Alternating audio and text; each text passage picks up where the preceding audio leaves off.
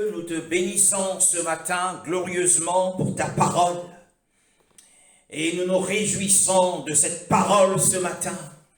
Merci pour la main glorieuse et de feu de l'Esprit de la révélation ce matin. Alléluia. Merci pour ta présence. Et merci. Merci Seigneur, nous ouvrons nos Bibles dans le livre de 1 Roi au chapitre 19. 1 Roi au chapitre 19.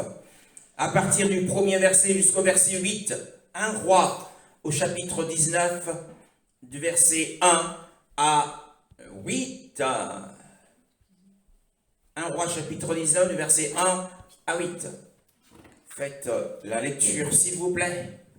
Akab rapporta à Jézabel tout ce qu'avait fait Élie et la manière dont il avait tué par l'épée tous les prophètes.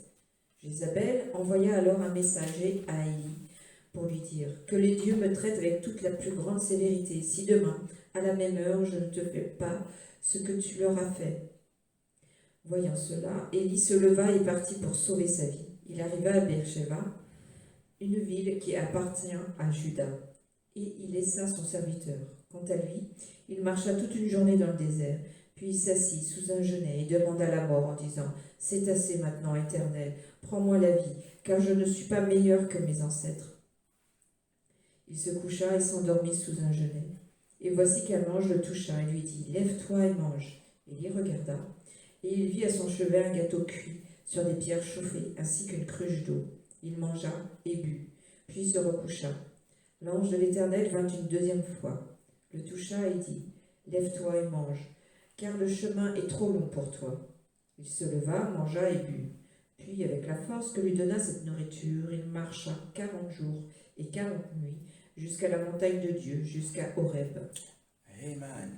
Nous bénissons Adonai pour sa parole. Akab, roi d'Israël, mécontent de ce qu'avait fait Élie sur la montagne du Carmel,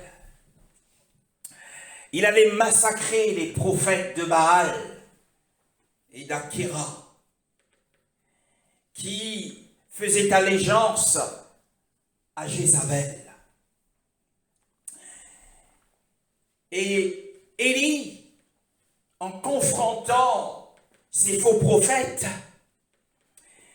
a invoqué le Adonai, Yahweh. Il a invoqué Adonai et qui a fait descendre le feu. Adonai a fait descendre le feu sur les sacrifices qui avaient été préparés sur les 12 pierres. Et les 12 pierres et les sacrifices avaient été imbibés d'eau. Et le feu est descendu et a consumé les sacrifices. Alors le peuple, voyant cela, s'est écrié, c'est Elohim, c'est Yahweh qui est notre Elohim. Alors, la victoire sur les faux prophètes, sur la montagne du Carmel, a produit un réveil spirituel. Mais Akab, ne voulant pas reconnaître ainsi l'œuvre et la main de Yahweh, fait un rapport à Jézabel, sa femme, en disant tout ce que Élie avait fait, et non pas tout ce que Yahweh avait fait. On voit combien cet homme, dont le cœur était entièrement endurci. Et cet homme ne voulait pas reconnaître ainsi l'œuvre de Yahweh. Et comment il avait tué par l'épée tous les prophètes. Il fait le rapport à Jézabel afin de l'inciter à la colère, d'inciter Jézabel à la colère. Et Jézabel, au verset 2, la Bible dit, envoya un messager vers Élia pour lui dire qu'ainsi me traitent les Elohim et qu'ainsi ils y ajoutent, si demain à cette heure-ci, je ne me sers pas de ton âme comme l'âme de l'un d'eux. Mais pourquoi pas aujourd'hui et seulement demain? Qu'est-ce qui empêchait Jézabel de traiter Élie de la même manière qu'Élie avait traité les faux prophètes, ce jour-là même? Pourquoi avait-elle renvoyé cette menace au lendemain? Qu'est-ce qui l'en empêchait? Eh bien, le but, je pense, nous croyons que le but de Jézabel, c'était juste d'effrayer Élie et de l'éloigner de la terre d'Israël. Et la Bible dit au verset 3, et voyant cela, il se leva et s'en alla pour son âme.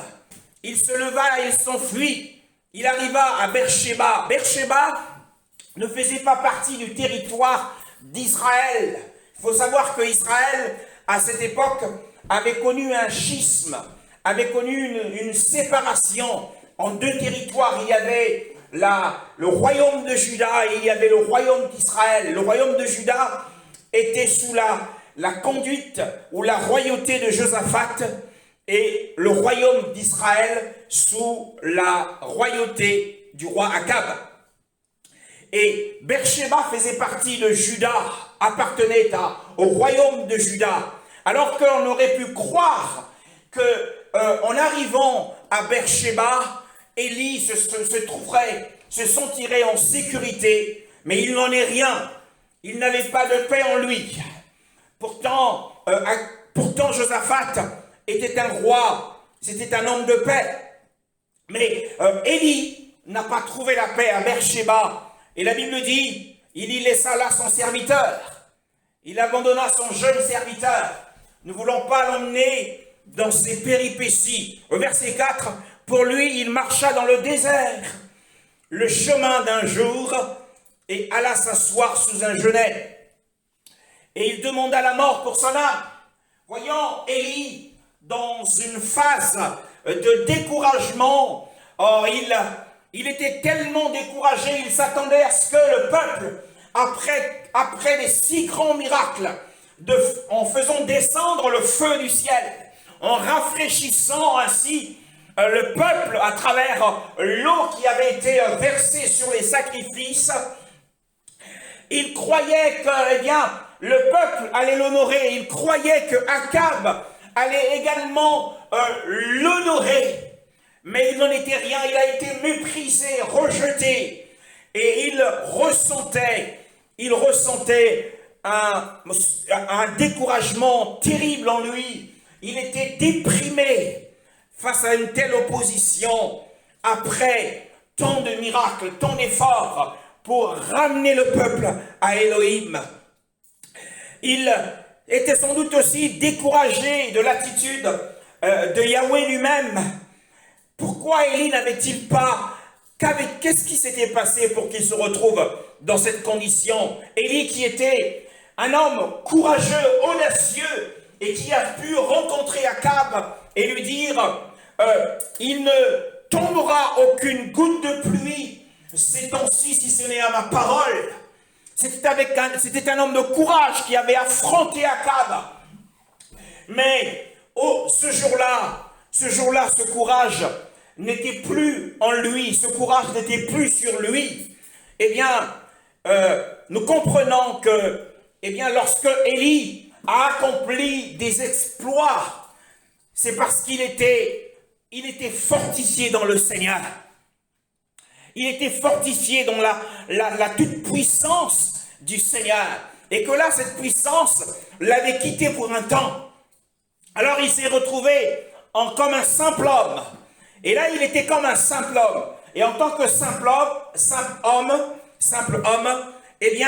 il était déprimé jusqu'à réclamer la mort pour son âme.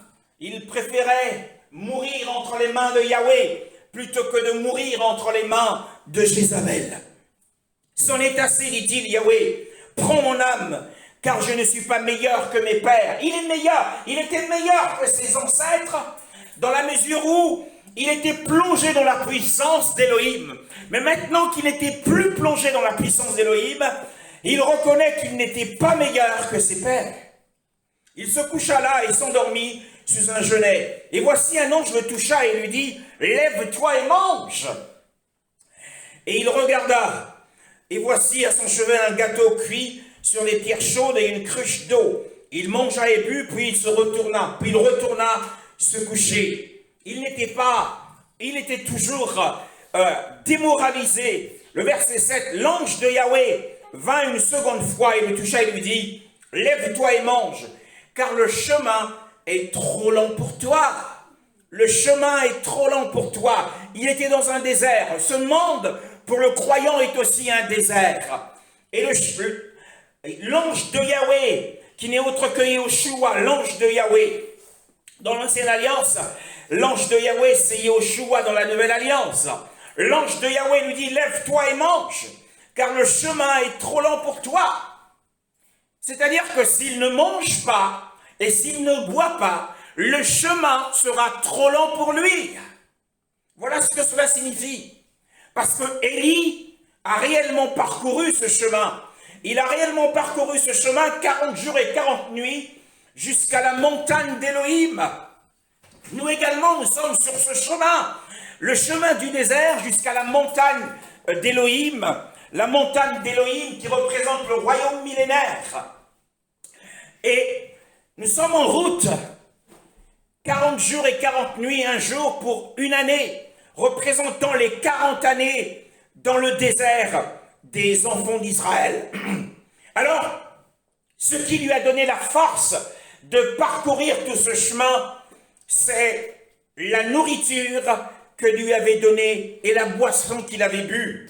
Et bien aimés, nous aussi, nous avons besoin d'une nourriture spécifique et d'une boisson et d'un breuvage spécial pour pouvoir obtenir, pour pouvoir être renforcé, pour pouvoir être nourri, renforcé et de marcher jour et nuit jusqu'à ce que nous atteignions la montagne d'Élohim. C'est ce que nous allons voir ce matin. Eh bien, pour nous qui sommes dans la Nouvelle Alliance, quelle est la nourriture et la force dont notre homme intérieur a besoin pour pouvoir marcher jusqu'à la montagne d'Élohim. Le thème de notre enseignement, c'est la nourriture et la force de l'homme intérieur. Et pour cela, nous ouvrons encore nos Bibles dans le livre de Matthieu, au chapitre 26. Matthieu, au chapitre 26. Le verset 17 à 29. Matthieu 26, le verset 17 à 29. Le premier jour des pains sans levain, les disciples s'adressèrent à Jésus pour lui dire « Où veux-tu que nous te préparions le repas de la Pâque ?» Il répondit « Allez à la ville, chez un tel, et vous lui direz « Le maître dit, mon heure est proche. Je célébrerai la Pâque chez toi avec mes disciples. » Les disciples firent ce que Jésus leur avait ordonné et préparèrent la Pâque. 29.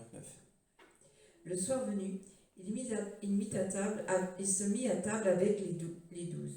Pendant qu'il mangeait, il dit « Je vous le dis en vérité, l'un de vous me trahira. » Ils furent profondément attristés, et chacun se mit à lui dire « Est-ce moi, Seigneur ?» Il répondit « Celui qui a mis la main dans le plat avec moi, c'est celui qui me trahira. » Le Fils de l'homme s'en alla, conformément à ce qui avait été. Le Fils de l'homme s'en va, conformément à ce qui est écrit à son sujet. Mais malheur à l'homme par qui le Fils de l'homme est trahi. Mieux vaut pour cet homme qu'il ne soit pas né. Judas, celui qui le trahissait, prit la parole et dit « Est-ce moi, maître ?» Jésus lui dit « Tu le dis. » Lui répondit « Tu le dis. » Pendant qu'il mangeait, Jésus prit le pain et prononça la prière de bénédiction. Puis il le rompit et le donna aux disciples en disant « Prenez, mangez, ceci est mon corps. » Il prit ensuite une coupe et remercia Dieu. Puis il la lui donna en disant « Buvez-en tous, car ceci est mon sang, le sang de la nouvelle alliance qui est versé pour beaucoup, pour le pardon des péchés. Je vous le dis, je ne boirai plus désormais de ce fruit de la vigne jusqu'au jour où je la boirai à nouveau avec vous, dans le royaume de mon Père. » Amen. Et donc ce passage, le passage que nous venons de lire, qui est un passage enregistré dans l'évangile de Matthieu, eh bien, nous avons le portrait, nous avons le portrait. Nous allons donner le portrait des évangiles. Qu'est-ce que c'est que les évangiles? Eh bien, les évangiles, c'est le récit de l'ancien peuple d'Élohim, qui a été mis à l'épreuve à la venue du Fils d'Élohim. Lorsque le Fils d'Élohim est arrivé, cet ancien peuple, Israël, a été mis à l'épreuve. Et c'est en arrivant, avec l'arrivée de Yoshua, ils ont refusé de croire en lui. Et parce qu'ils ont refusé de croire en lui, eh bien, Yoshua a appelé à lui un nouveau peuple. C'est la naissance. Les évangiles, c'est le récit de l'ancien peuple d'Élohim, mais c'est aussi l'histoire et la naissance d'un nouveau peuple qui a accepté la personne de Yeshua et son enseignement. C'est toujours merveilleux d'avoir un peuple qui accepte la personne qui enseigne et qui accepte l'enseignement de la personne qui enseigne. Ainsi, nous avons portrait par portrait ce que les évangiles rapportent. Et parce que ce peuple, cet ancien peuple, avait rejeté Yoshua, Yoshua allait de crise en crise. Et c'était un peuple tellement incrédule. Plus l'incrédulité de ce peuple augmentait, et plus la vie de notre Seigneur était en péril. Et la dernière crise de sa vie, c'est son entrée à Jérusalem. Son entrée à Jérusalem marque la dernière crise de la vie du Seigneur.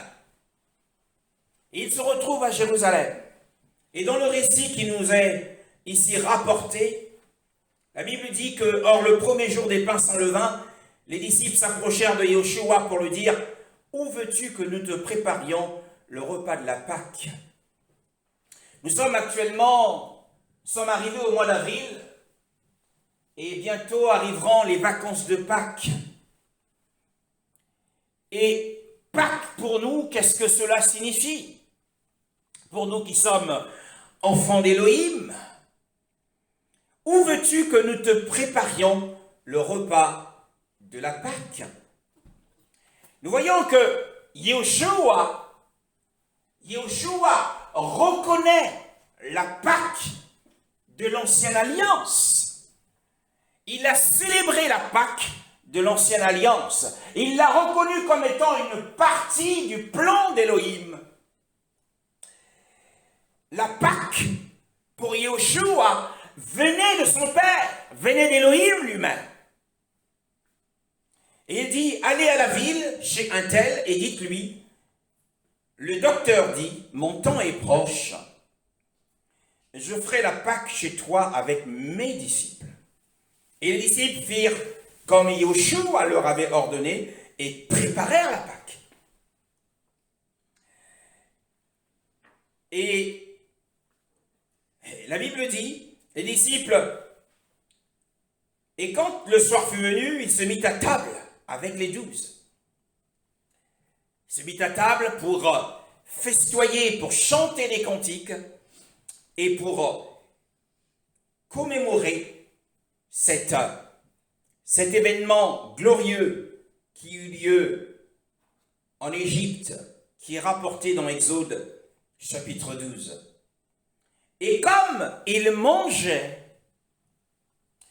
et pendant qu'ils célébraient, l'expression qu'ils mangeaient signifie qu'ils étaient en train de célébrer la Pâque de Moshe. Et pendant qu'ils mangeaient, Yoshua se détourne tout simplement et gracieusement de la Pâque d'Israël pour instituer, pour désigner un autre rite et montrer aux chrétiens qu'il y a une autre partie du plan d'Élohim, et que la première partie du plan d'Élohim, la Pâque d'Israël, devait être remplacée par un autre rite.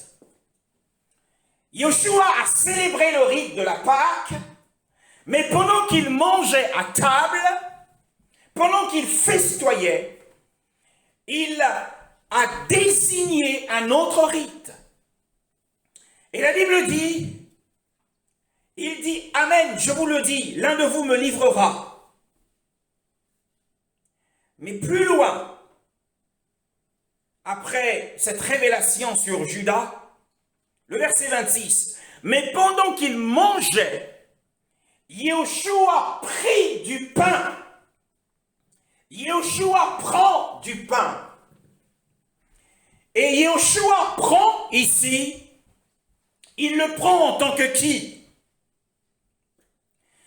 Eh bien, Yehoshua prend du pain en tant que dernier Adam, en tant que le second Adam. Il a pris du pain. Il a pris. Le dernier Adam a pris. Et la prise du dernier Adam était meilleure que celle de Ève. La prise du second Adam était excellente, plus excellente que celle de Ève. Genèse, chapitre 3, verset 6. Yehoshua prit du pain, prit. Genèse 3, le verset 6. La femme vit que l'arbre était porteur de fruits bons à manger, agréable à regarder et précieux pour ouvrir l'intelligence. Elle prit de son fruit et en mangea. Elle en donna aussi à son mari qui était avec elle et il en mangea. La Bible dit qu'elle prit de son fruit. La prise de Ève était mauvaise. C'était une prise dans la désobéissance. Parce que Yahweh Elohim, Yahweh avait dit, le jour où vous en mangerez, vous mourrez. Vous mangerez de tous les fruits des arbres des jardins, mais le jour où vous mangerez le fruit de l'arbre de la connaissance du bien et du mal, vous mourrez. Mais malgré ce commandement, elle, dans sa désobéissance, est trompée par Satan. Elle a pris. Et nous constatons que c'est dans la désobéissance que cette prise a été effectuée. Mais le Fils d'Élohim, qui est venu en tant que dernier Adam, et selon Jean chapitre 8, le verset 29, qu'est-il dit dans Jean chapitre 8, le verset 29, au sujet du Fils d'Élohim, du dernier Adam? Jean chapitre 8, le verset 29, qu'est-il dit? Cependant, celui qui m'a envoyé est avec moi. Il ne m'a pas laissé seul, parce que je fais toujours ce qui lui est agréable. Il fait toujours ce qui lui est agréable. Il satisfaisait le cœur de son Père. Celui-ci est mon Fils, en qui je prends plaisir. Parce que le dernier Adam satisfaisait entièrement le cœur de son Père, eh bien, qu'il pouvait prendre. Il était venu pour défaire le travail de Satan, le travail du diable, le travail que Satan avait effectué sur la terre. Ève, trompée par Satan, a pris de son fruit. Mais Yehoshua, en venant le dernier Adam, il a commencé par défaire le travail du diable en remportant une première victoire contre lui dans le désert. Après son jeûne de 40 jours et 40 nuits. Et il était sur le point de remporter une deuxième victoire, alors que Satan avait mobilisé toutes les terreurs, avait rassemblé toutes les terreurs contre Yehoshua dans la circonstance de cette lecture, après ce nouveau rite qu'il institue, qu'il désigne, qui remplace la Pâque, eh bien, Yeshua était sur le point d'affronter toutes les terreurs que Satan avait rassemblées à travers les plus grands ennemis du Seigneur, qui sont les sacrificateurs, les principaux sacrificateurs d'Israël. Alors, Yeshua a pris, non pas du pain, non, il a pris non pas du fruit de l'arbre. Si nous revenons dans Matthieu chapitre 26 et le verset 26 que nous sommes en train de lire, Yeshua a pris non pas du fruit de l'arbre en tant que dernier Adam, mais il a pris du pain. Mes frères, ici, le fruit de l'arbre que Ève avait pris a été remplacé par le pain. Et que dit le Seigneur au sujet du pain? Genèse chapitre 3, le verset 18 à 19. Que dit-il au sujet du pain? Genèse chapitre 3, le verset 18 à 19. Il a pris du pain. Le dernier Adam a pris du pain. Il n'a pas pris le fruit de l'arbre de la connaissance du bien et du mal, mais ici, il prend du pain. Alléluia. Il te produira des ronces et des charbons, et tu mangeras de l'herbe des champs. C'est à la sueur de ton visage que tu mangeras du pain. Et ce, jusqu'à ce que tu retournes à la terre, puisque c'est d'elle que tu as été tiré. Oui, tu es poussière et tu retourneras à la poussière. Oui. Le verset 18 nous dit que tu mangeras l'herbe des champs. L'herbe des champs, Elohim a désigné l'herbe des champs comme étant la nourriture de la postérité d'Adam, les fils déchus, les hommes de la déchéance. Le pain, c'est l'herbe des champs. Le verset 18 le désigne comme l'herbe des champs. Le verset 19 le désigne comme du pain. Jusqu'à ce que tu retournes au sol, car c'est de lui que tu as été pris. Et car tu es poussière et tu retourneras à la poussière. Au verset 17, il est dit, tu n'en mangeras pas. Le sol est maudit à cause de toi. Et donc l'herbe des champs ou le pain qui provient du sol est sous la malédiction. Donc nous voyons que Yeshua a remplacé l'herbe des champs, a remplacé le fruit de l'arbre que Ève avait pris par l'herbe des champs, le blé. Le pain, c'est le fruit de l'herbe des champs, le blé, bien aimé dans le Seigneur. Donc Yeshua a remplacé le fruit de l'arbre des champs. Pourquoi? Quel est le but de cela? Eh bien, si nous retournons dans notre texte de Matthieu, chapitre 26, nous aimons la parole du Seigneur. Matthieu, chapitre 26, le verset 26. Il prit du pain. Or, le sol avait été maudit par Yahweh Elohim. Donc, il a remplacé le fruit de l'arbre par l'herbe des champs. Il a remplacé le fruit de l'arbre par le pain. Eh bien, parce que de la malédiction du sol, il découlera la bénédiction. Parce que de la malédiction du sol, le sol étant maudit, et l'herbe des champs également, par conséquent,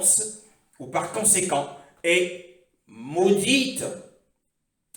Et dans Galates chapitre 3, le verset 13 à 14, nous donne aussi un aperçu du travail que Yeshua vient accomplir. Galates chapitre 3, le verset Galates chapitre 3, le verset 13 à 14. 13 à 14. Christ nous a rachetés de la malédiction de la loi, en devenant malédiction pour nous, puisqu'il est écrit « Tout homme pendu au bois est maudit ». C'est ainsi qu'en Jésus-Christ, la bénédiction d'Abraham touche aussi les non-juifs, et que nous recevons par la foi l'Esprit qui avait été promis. Amen. Oui, la parole nous dit ici, eh bien, que de la malédiction, il s'est maudit, il a porté le châtiment en se maudissant lui-même, et en étant sur la croix, parce qu'il est écrit « Maudit soit quiconque est pendu au bois ». Sachez que, comme il l'a dit lui-même, je donne ma vie de moi-même, et j'ai le pouvoir de la donner, et j'ai le pouvoir de la reprendre. Donc il se maudit lui-même, afin que de cette malédiction découle la bénédiction, parce qu'il est bien-aimé de notre Seigneur, la vie et la résurrection. Dans le paradis d'Éden, dans le paradis d'Adam, il y avait l'arbre de vie. Mais Yeshua est plus que l'arbre de vie. Yeshua est plus que l'arbre de vie. Il est la vie et la résurrection en lui-même. Et ce qu'il promet à ceux qui vont obéir à son commandement, aujourd'hui, ce qu'il leur promet, c'est la délivrance de la poussière de la mort. Car tu es poussière et tu retourneras à la poussière de la mort. Et celui qui est non seulement la vie, l'arbre de vie, mais aussi la résurrection lui-même. Comme il l'a dit à Marthe, je suis la vie et la résurrection. Oui, il promet la résurrection, c'est-à-dire la délivrance de la poussière de la mort à ceux qui obéiront au commandement qu'il donne aujourd'hui. Alors, qu'a-t-il fait? Qu'a-t-il fait dans le récit qui nous est rapporté dans Matthieu chapitre 26? Nous poursuivons notre étude. Eh bien, dans ce récit, la Bible dit, il prit du pain. Nous avons dit que le pain, c'est le fruit de l'herbe des champs. Le blé, c'est l'herbe des champs. Et le champ est sur le sol étant maudit, que fait Yeshua? Eh bien, il prononce la bénédiction. Yeshua a prononcé la bénédiction. Il a béni. Et en grec, ce mot a deux sens. La bénédiction, c'est demander à ce que Yahweh apporte la bénédiction sur. Il a prononcé la bénédiction. Dans Matthieu chapitre 14,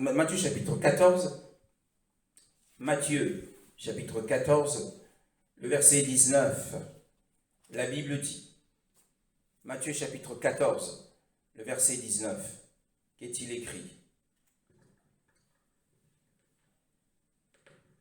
Il fit asseoir la foule sur l'herbe, prit les 5 pains et les 2 poissons, leva les yeux vers le ciel et prononça la prière de bénédiction. Puis il rompit les pains et les donna aux disciples et les distribuèrent à la foule. Oui, là-bas il est parlé de la prière de bénédiction. Dans ma première version, il est dit, il prononça la bénédiction. Mais il est parlé de la prière de bénédiction. Dans Matthieu chapitre 15, le verset 36, Matthieu chapitre 15, le verset 36, on a un autre sens de bénir. Alors il fit asseoir la foule par terre, prit les 7 pains et les poissons, et après avoir remercié Dieu, il les rompit, les donna à ses disciples, Voilà. et les distribuèrent à la foule. La bénédiction a un autre sens. Dans cette seconde occasion de la providence miraculeuse, eh bien, Yeshua a rendu grâce. Rendre grâce, c'est un autre sens de bénir. Il rendit grâce.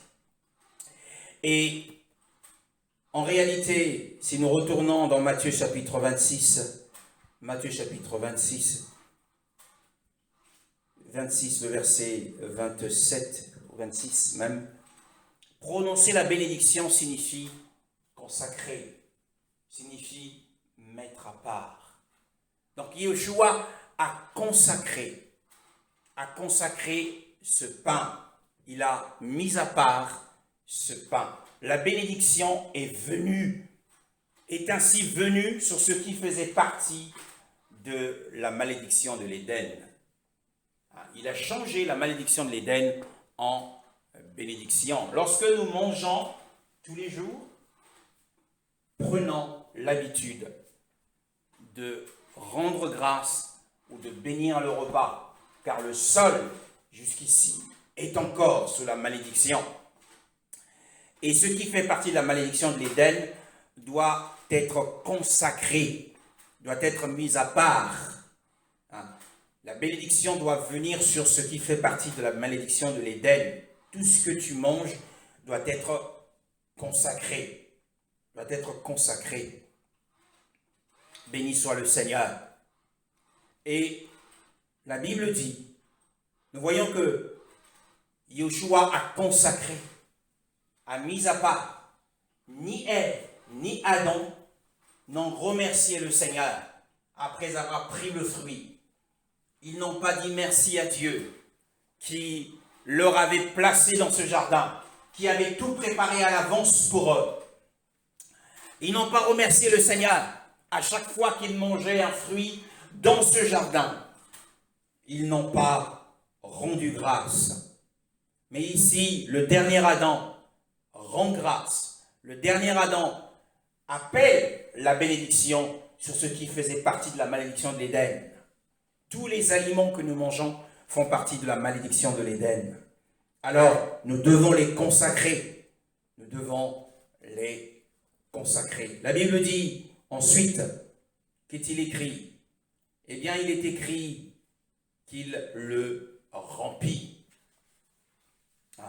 Alors, ce pain qui était entier au départ, qui était un au départ, a été divisé en portions. Qu'est-ce que cela signifie? Qu'est-ce que cela signifie? Qu'il a été rompu. Il a été rompu. Jean chapitre 19. Jean chapitre 19, le verset 33. Jean chapitre 19, le verset 33. Il l'a rompu. Il l'a rompu. Il a rompu le pain entier en plusieurs portions. Quand ils s'approchèrent de lui, ils virent qu'il était déjà mort. Ils ne lui brisèrent pas les jambes.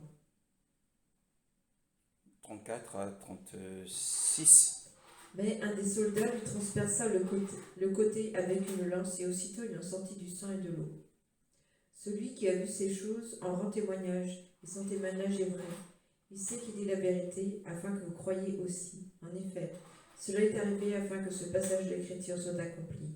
Aucun de ses os ne sera brisé. Oui, aucun de ses os ne sera brisé. Ici, lorsqu'il a rompu le pain entier en plusieurs morceaux, en fait, ce geste, cette action du Seigneur fait référence au brisement qu'il a connu tout le long du chemin de la mort. Et ce brisement peut être expliqué en plusieurs étapes. Premièrement, il y a eu les fouets. Deuxièmement, il y a eu le piercing de la couronne d'épines. Troisièmement, il y a eu le clouage sur les poutres de la croix.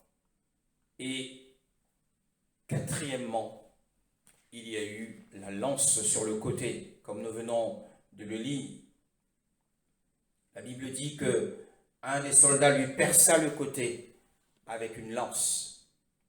Donc son côté, en dessous des côtes, a été percé. Parce qu'il est dit qu'aucun de ses os n'a été brisé. Et il a été flagellé, il a subi la flagellation sur le dos.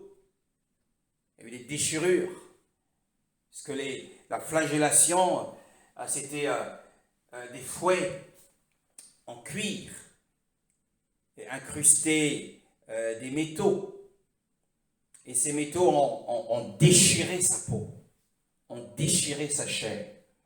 La déchirure ici, le fait de rompre le pain, nous parle du brisement de sa peau et de sa chair. Sa peau a été brisée, brisée sur le côté, brisée dans le dos, brisée autour de la tête. La chair également a été éparpillée de l'intérieur. Donc ce sont les quatre occasions. Donc Yoshua a rompu le pain en 4 portions pour faire référence aux différents niveaux de souffrance qu'il allait subir pour vous et moi. Bien-aimés dans le Seigneur.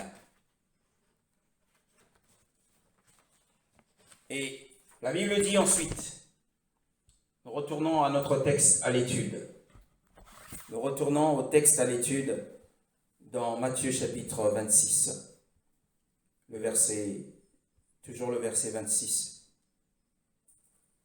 La Bible dit, après avoir béni, après avoir consacré le pain, qui était le produit de l'herbe des champs, ce n'était plus le fruit. Le dernier Adam n'a pas pris le fruit, mais il a pris le pain qui avait été maudit.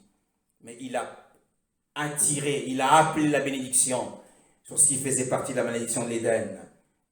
Et il l'a rompu pour signifier les étapes de la souffrance sur le chemin de la croix. Et la Bible dit qu'il le donna, le don bien-aimé dans le Seigneur. Alors nous savons que le don que Yoshua a fait aux disciples était selon la pensée de son Père, selon la pensée d'Élohim. Mais le don que Ève a fait à Adam était mauvais. Nous l'avons lu tout à l'heure, je vais le lire rapidement, dans Genèse chapitre 3, le verset 6. La Bible dit, « Elle prit de son fruit et en mangea. Elle en donna aussi à son mari qui était auprès d'elle, et il en mangea. » C'était un don qui a entraîné, nous connaissons cette histoire, qui a entraîné la culpabilité et le jugement. Le don de Ève conduit à la culpabilité et au jugement. Mais le don du Fils, du dernier Adam, conduit à la sanctification et à la résurrection. Bien-aimés dans le Seigneur. Ainsi, lorsqu'il le donna à ses disciples, Judas n'était plus là. Il s'était levé, était sorti du cénacle où il se trouvait. Et Yoshua donna aux disciples pour accomplir la parole qu'il a dite dans Jean chapitre 6, le verset 51. Pour accomplir cette parole, le verset 51, il dit, je vais lire, ou la sœur peut lire, Jean chapitre 6, le verset 51.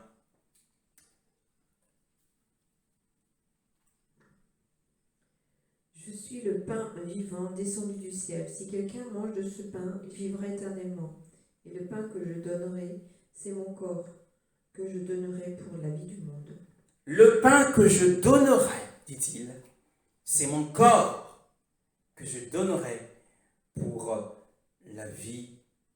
C'est ma chair que je donnerai pour la vie du monde. Et nous le voyons accomplir cette parole dans le cénacle. Il le donna.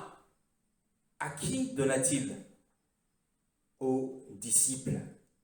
Le don du Fils n'est pas le don de Ève, n'est pas un don de culpabilité et de jugement de mort, mais c'est un don de sanctification et de vie abondante et une vie qui sera liée à la résurrection. Bien-aimés, nous retournons dans Matthieu chapitre 26. C'est un enseignement capital, ignoré de beaucoup. Il le donna aux disciples, non pas à des hommes méchants et impies, mais aux disciples. Aux disciples, frères. Qui est un disciple? Eh bien, c'est celui qui a cru, qui est passé par les eaux du baptême. Le baptême, c'est la mort du vieil Adam et c'est la naissance, c'est la vie du nouvel homme, du nouvel Adam. Et la nourriture du nouvel Adam, c'est ce que Yeshua a désigné juste avant sa mort et qu'il a donné aux disciples. Le disciple, un homme prend la place du disciple lorsqu'il passe, qu'il croit, il passe par les eaux du baptême. C'est sa sortie du monde. Il devient disciple. Et ce que Yeshua institue et désigne, ce que Yeshua célèbre au milieu de la Pâque juive, eh bien, c'est la nourriture du régénéré. C'est cela, c'est la nourriture qui lui donne la bénédiction. Oh, c'est la nourriture qui est un puissant moyen de grâce. Et lorsque l'ange est arrivé auprès d'Élie, Élie qui croyait être abandonné de tous, mais l'ange se tenait à ses côtés pendant qu'il dormait pour le protéger. Et l'ange l'a réveillé, l'a secoué un peu et dit « Lève-toi et mange et bois ». Pourquoi? Parce que le chemin est trop long pour toi. Tu as besoin d'un moyen de grâce. Nous avons besoin d'un moyen de grâce. Et le moyen de grâce dont nous avons besoin pour atteindre Horeb, pour atteindre la montagne d'Élohim, c'est la nourriture et la boisson que donne l'ange de Yahweh, qui est Yeshua. Ici, l'ange de Yahweh, s'adressant à ses propres disciples, il leur dit, eh bien, il a pris le pain, le fruit de l'herbe des champs, qui avait été, l'herbe des champs qui avait été maudite. Il a rappelé la bénédiction sur ce fruit-là. Et ensuite, il a donné afin de sanctifier le peuple, afin de le conduire jusqu'à la résurrection. Bien-aimé dans le Seigneur. Il le donna à ses disciples. Oh, magnifique est le Seigneur. Il le donna à ses disciples. Qu'a-t-il dit? Nous arrivons à une phase difficile qui a conduit à beaucoup de fausses interprétations de la parole. Qu'est-il écrit, ma sœur, dans Matthieu 26, 26? Le dernier paragraphe, la dernière clause, la dernière occurrence. Qu'est-il écrit? Prenez, mangez, ceci est mon corps. Ah, c'est là beaucoup d'enseignants se sont trempés. Le prendre, manger, c'est le chemin de la bénédiction, mes frères. En Éden, prendre et manger, c'était le chemin de la désobéissance et de la mort. Mais ici, le chemin de l'obéissance, c'est prendre ce que Yeshua nous dit de prendre et de le manger, parce que c'est le chemin de la vie et de la bénédiction. Prenez, mangez, ceci est mon corps. Alors, Rome a donné un autre enseignement. Rome a supprimé un certain nombre de choses. Dans l'enseignement de Rome, quand tu rentres dans une église, dans un temple catholique, le communion, c'est celui qui s'approche du prêtre. Qui s'approche du prêtre. Il ne doit pas prendre de sa main, il doit ouvrir sa bouche. Et le prêtre dépose l'hostie sur sa langue. Voilà une première falsification. Yeshua dit, prenez. Prendre signifie poser sa main sur ce qui est donné. Et il dépose sur la langue. Et l'hostie doit être avalée et non pas mâchée. Ensuite, ils disent que lorsque le prêtre a consacré l'hostie, eh bien, l'hostie, il y a un changement miraculeux de la substance. Voilà, que même dans les églises de réveil, il y a un manque de connaissance et de révélation là-dessus. Ils ont pris l'enseignement de Rome. Ils pensent que le pain qui est pris, le pain qui est donné, c'est le corps du Seigneur. prenez et mangez. Rome dit que le pain qui est consacré, qui est mis à part par le prêtre, devient le corps du Seigneur. Devient le corps du Seigneur. Et que la boisson, le vin, d'ailleurs, Rome ne donne pas à boire. Ils l'ont réservé à une classe d'élite. Les communions ne boivent pas. Ils prennent que du pain, ils prennent que l'hostie, bénie par le prêtre. Mais c'est une falsification de la parole. C'est une désobéissance. Ce n'est pas ainsi que les choses doivent être. Le changement miraculeux, Yeshua n'a pas dit « ceci est mon corps ».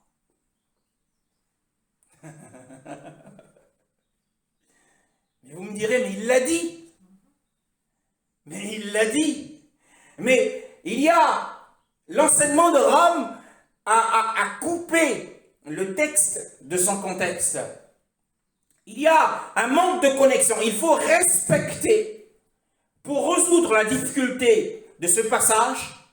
On voit beaucoup de chrétiens être très révérencieux devant le pain et devant le vin qui a été béni. Ils sont pleins de révérence.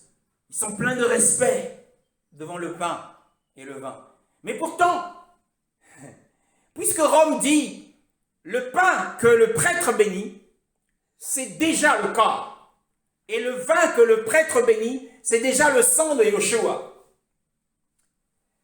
Mais lorsqu'on regarde le pain à l'œil, ce que le prêtre a béni à l'œil, c'est encore du pain. Au toucher, c'est encore du pain. À l'odorat, c'est encore du pain. Au goûter, c'est encore du pain. Mais ils disent non, il faut croire. Il faut croire que ça a été changé miraculeusement, que la substance derrière, c'est l'enseignement de Rome, ce qu'ils appellent la transsubstantation. Que la substance a été changée. Et dans beaucoup d'églises également, lorsque on sert la scène, qui est un commandement qui doit être normalement pratiqué chaque semaine, puisque dans le livre des Actes, il persévérait dans la fraction du pain, qui est un commandement du Seigneur. C'est la nourriture, c'est cette nourriture qui renforce l'homme intérieur. Si nous ne voulons pas être fatigués, beaucoup sont fatigués et beaucoup sont tombés sur le chemin parce qu'ils n'ont pas reçu la nourriture, outre la parole que nous entendons. L'homme ne vivra pas mais de toute parole qui sort de la bouche d'Élohim. La scène faisant partie de la parole, bien-aimé, c'est la véritable substance de l'homme intérieur, du nouvel Adam, bien-aimé dans le Seigneur. Comment comprendre cela? 1 Corinthiens chapitre 10, le verset 16. 1 Corinthiens chapitre 10, le verset 16. 1 Corinthiens chapitre 10, le verset 16. Saint-Esprit va nous éclairer ce matin. La coupe de bénédiction que nous bénissons n'est-elle pas la communion au sang de Christ? Le pain que nous rompons n'est-il pas la communion au corps de Christ? Alors, la communion ici signifie la participation conjointe. C'est-à-dire que nous prenons part à la fois au sang et à la fois au corps. Mais à quel moment et quand est-ce que ces choses ont lieu? Nous avons dit que pour qui la scène? La scène, c'est d'abord pour les disciples. Avant de retourner dans la complexité du passage, Marc chapitre 14, le verset 12 à 16. Marc chapitre 14, le verset 12 à 16. Marc chapitre 14, verset 12 à 16. Nous allons bien comprendre ce que c'est que cette nourriture et comment la transformation, le changement miraculeux, quand et comment le changement miraculeux a lieu. Le premier jour des pains sans levain, où l'on sacrifiait l'agneau pascal, les disciples de Jésus lui dirent: Où veux-tu que nous allions te préparer le repas de Pâques? Il envoya 2 de ses disciples et leur dit: Allez à la ville, vous rencontrerez un homme qui porte une cruche d'eau. Suivez-le. Là où il entrera, dites au propriétaire de la maison, le maître dit, où est la salle où je mangerai la Pâque avec mes disciples? Amen. Amen. Lisons également Acte 2, chapitre 41-42, je viens de le citer. Acte chapitre 2, le verset 41 à 42. Acte chapitre 2, le verset 41 à 42. Ceux qui acceptèrent sa parole furent donc baptisés. Ce jour-là, le nombre des disciples augmenta d'environ 3000 personnes. Ils persévéraient dans l'enseignement des apôtres et dans la communion fraternelle, dans la fraction du pain et dans les prières. Voilà, donc ceux qui persévéraient dans la fraction du pain, entre autres, c'était les 3000 qui étaient devenus des disciples. Bien-aimés. Et maintenant, nous voulons savoir comment faire la connexion de ce passage. À quel moment a lieu le changement? 26 à 26, Matthieu 26 à 26. À quel moment a lieu le changement miraculeux de la substance, de la matière? Puisque lorsqu'on voit, c'est du pain, lorsqu'on touche, c'est du pain, lorsqu'on on le sent, c'est du pain, lorsqu'on le goûte avec sa langue, c'est toujours du pain. Mais Rome nous dit, attention, considérez pas, ce n'est pas par la vue, mais c'est par la foi. Il faut croire que le pain que tu es en train de prendre, que tu touches, que tu sens, que tu commences à goûter, c'est déjà le corps du Seigneur. Et le vin que tu bois, même s'il n'a pas de goût, c'est le sang du Seigneur. Alors, comment comprendre cela? Matthieu 26, 26. Eh bien, c'est tout simplement en respectant l'ordre des Écritures. Matthieu 26, 26. Mais pendant qu'il mangeait, Yoshua prit du pain et, ayant prononcé la bénédiction, il le remplit et le donna aux disciples, pas aux méchants. Si quelqu'un n'est pas baptisé, il n'est pas disciple. Et dans ce cas, il ne doit pas participer, ça n'aura pas d'effet. En disant, prenez, mangez, nous l'avons dit, le prendre et le manger de Ève à Adam a conduit à la désobéissance et à la mort. Mais cette prise avec Yoshua, c'est le chemin de l'obéissance et de la bénédiction. Prendre, c'est poser sa main sur cet aliment solide. Manger. Que signifie manger? Manger signifie avaler quelque chose de solide et de consistant après l'avoir mâché. Donc, l'ordre du Seigneur, c'est de prendre le pain. Au moment où tu prends le pain, c'est toujours le pain. Au moment où tu le portes à la bouche, c'est toujours le pain. Au moment où tu le manges, tu le mâches, c'est toujours le pain. Mais quand tu le dégloutis, quand tu l'avales, ce n'est plus le pain. Ce n'est plus le pain parce que Yoshua dit, prenez, mangez, ceci est mon corps. Il n'a pas dit, ceci est mon corps, prenez et mangez. Si vous changez l'ordre, si vous dites, ceci est mon corps, prenez et mangez, vous avez tout interverti et il n'y aura aucun effet spirituel. La scène ou ce rite n'est destiné qu'aux croyants disciples de Yoshua. C'est-à-dire ceux qui ont en eux un nouvel homme et qui habite en eux le Saint-Esprit.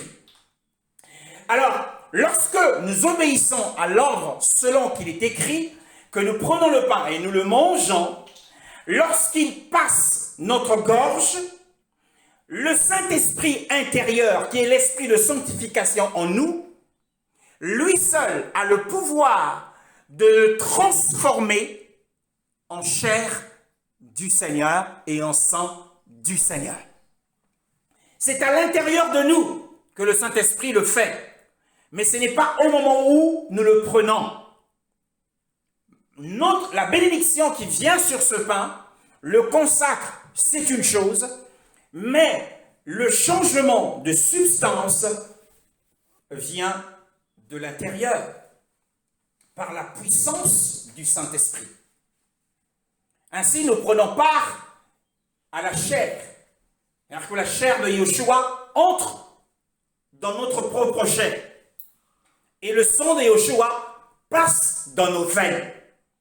Ceux qui pratiquent la scène, qui est la nourriture de l'homme intérieur, eh bien, ont en eux, dans leur corps, le sang de Yeshua. Ils ont dans leur chair la chair de Yeshua, qui a été donnée pour la vie du monde. Ce n'est pas avant.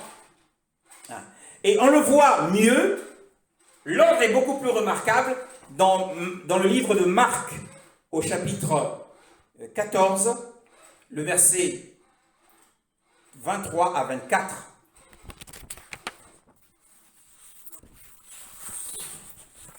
Il prit ensuite une coupe et après avoir remercié Dieu, il la donna et ils en burent tous. Il leur dit, ceci est mon sang, le sang de la nouvelle alliance, qui est versé pour beaucoup. Relis, s'il te plaît. Pendant qu'il mangeait, Jésus prit le pain et après avoir prononcé cette prière de bénédiction, il le rompit et le leur donna en disant, prenez, mangez, ceci est mon corps. Ah oui. Puis il prit ensuite une coupe, et après avoir remercié Dieu, il la donna, et ils buvèrent tous. Il leur dit, ceci est mon sang, le sang de la nouvelle alliance qui est versé pour beaucoup. Qu'est-ce qui s'est passé dans ce passage? Yeshua a attendu qu'ils le boivent tous. C'est après que tous aient bu qu'il leur a dit, ceci est mon sang. Pas avant. C'est plus explicite. L'explication de la signification, c'est qu'ils le burent tous, et après qu'ils aient bu, que la boisson se retrouve dans leur estomac, Yeshua leur a dit, ceci est mon sang. Mais pas avant. Donc, la scène devient une partie invisible de la toute-puissance d'Élohim, et nos âmes sont invisiblement nourries et renforcé par le Saint-Esprit, en nous et au travers de nous, en sang et en corps de Yeshua. C'est donc la nourriture et la force de l'homme intérieur. Et dans l'Ancienne Alliance, la coupe n'était pas bue, mais elle était plutôt sous Moïse. Le sang était versé sur l'autel. Et notre corps est aussi un autel. Et sur les maisons en Israël, en Égypte, Moïse avait reçu l'ordre de prendre un bouquet d'hysope et de le tremper dans un bassin contenant du sang de l'agneau et de l'asperger sur le linteau et les poteaux. Bien-aimés, ce n'est qu'après cet ordre, après avoir respecté cet ordre, que Yahweh a pu traverser l'Égypte et voir le sang au travers. Bien-aimés dans le Seigneur, le sang qui a été versé, il est écrit dans Matthieu 26, 27. Yeshua dit, ceci est mon sang, c'est la nouvelle alliance qui a été répandue pour beaucoup. Non pas beaucoup en Israël, mais cette expression pour beaucoup, pour signifier qu'une porte était ouverte pour les nations. Pour les élus qui ont été choisis entre les peuples, beaucoup pour le pardon des péchés, le sang. Nous savons que la vie est dans le sang. Le sang représente la vie. Et lorsque nous mourons, nous décédons, eh bien, notre vie est perdue à cause du péché. Mais le sang de Yeshua, au travers de nous, nous donne une vie qui durera éternellement et nous conduira sur le chemin de la gloire. Et Yeshua dit au verset 29, Or, je vous dis que désormais, je ne boirai plus de ce produit de la vigne. Voyez-vous, hein. Il dit encore que c'est le produit de la vigne. Il ne dit pas que c'est mon sang, mais c'est le produit de la vigne. Jusqu'à ce jour-là, quand je le boirai nouveau avec vous dans le royaume de mon Père. Ici, le Seigneur fait le vœu du Naziria. Il a fait le vœu du Naziria. Il n'allait plus boire du vin. Ils ont essayé de lui donner du vin mêlé du ciel à la croix, mais il l'a refusé. Et dans le ciel, il ne boit pas de vin. Il attend de boire du vin lorsqu'il viendra pour faire son royaume. Mais concernant les abstinents, sachez que le vin n'est pas interdit dans la parole du Seigneur. Yeshua prenait le fruit de la vigne, le produit de la vigne.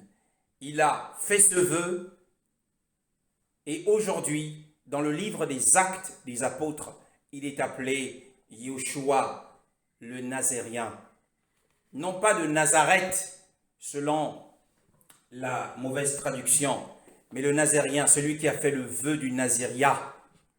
Il s'est abstenu avant la croix de ne plus boire du vin jusqu'à ce que vienne le royaume de 1000 ans sur la terre et nous régnerons avec le Seigneur. Donc nous voulons ici rappeler et emmener le peuple du Seigneur à considérer que la véritable nourriture de l'homme intérieur est ce qui le renforce spirituellement tout le long du chemin, de peur qu'il ne se fatigue et qu'il ne tombe. Il a été dit à Élie, mange et bois, car le chemin est trop long pour toi. Nous bénissons Adonai pour sa parole ce matin, pour la scène, que celui qui a des oreilles pour entendre, qu'il entende ce commandement. C'est un commandement. Et beaucoup ont négligé ce commandement du Seigneur, qui est un moyen, qui est un puissant moyen de grâce.